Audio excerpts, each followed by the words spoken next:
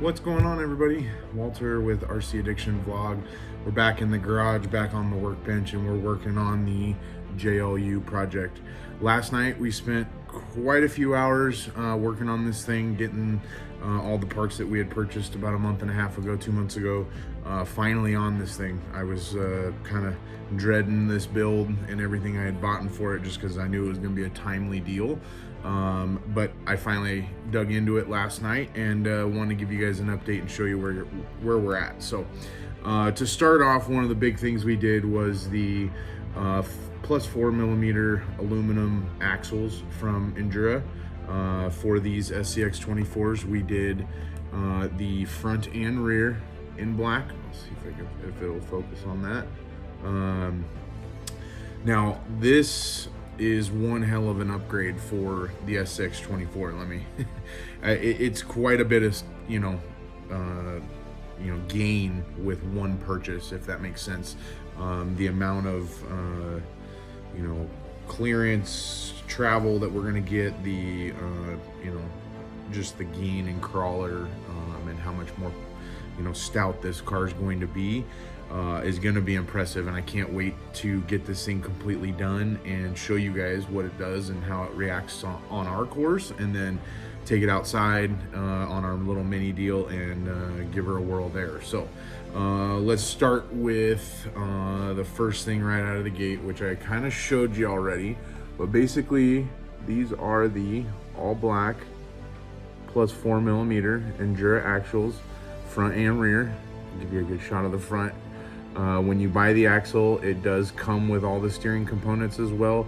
So all you have to do is just take your OEM horn off the servo and mount all of their stuff that's supplied with the axle on. So works really well, went on seamlessly. Yeah, no complaints whatsoever. Fitment was perfect.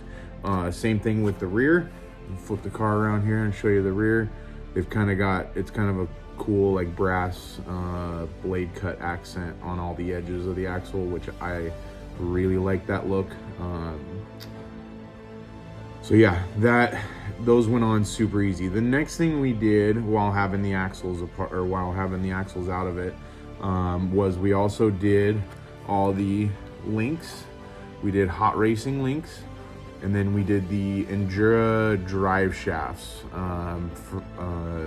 in silver, to kind of match the silver of the body, but then also just to give it a little bit more realistic look. I like that silver drive shaft that you can kind of always see spinning underneath there. Let's see if I can zoom in on that a little bit, but you can see front and rear.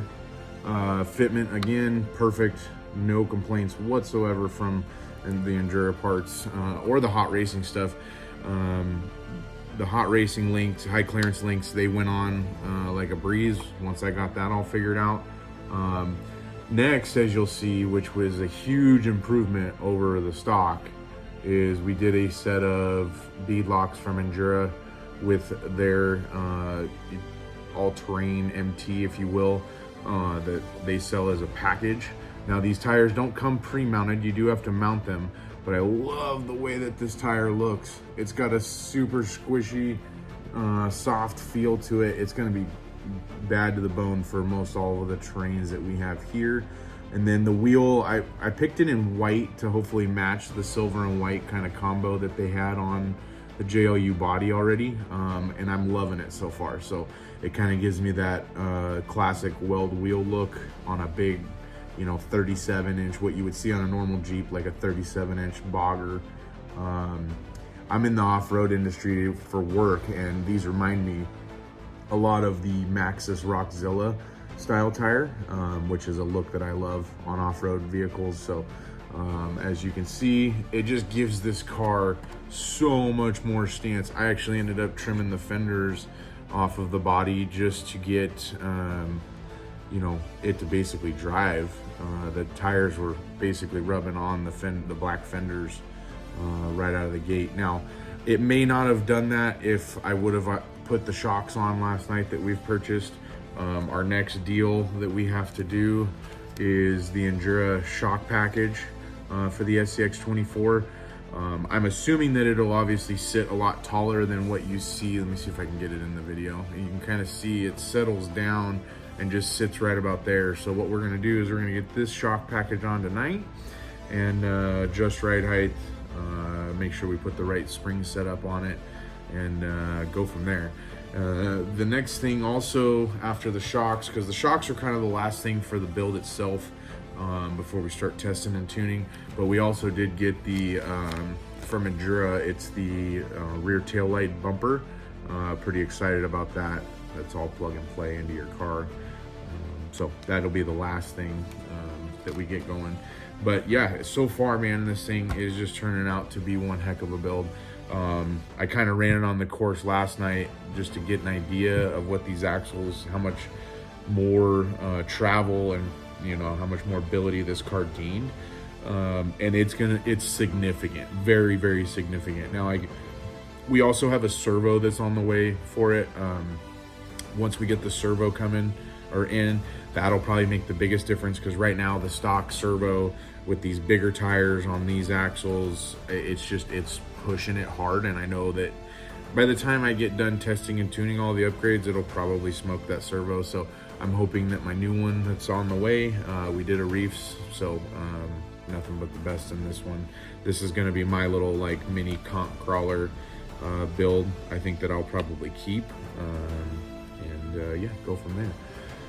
Thanks for watching, guys. You know, if you liked this video, make sure you hit the thumbs up button, and also make sure you're subscribed to the channel to, you know, get see all of our latest content. We're doing everything from SCX24 rock crawler builds to TRX 4M Bronco builds to we've got slashes that we've been posting videos of us bashing. We're gonna have an outdoor track here soon at an unknown location, and then the buggy racing, man, I've been loving that. Been just having an absolute blast with the buggy racing, and can't wait to show you guys more. So thanks for watching, and we'll see you next time.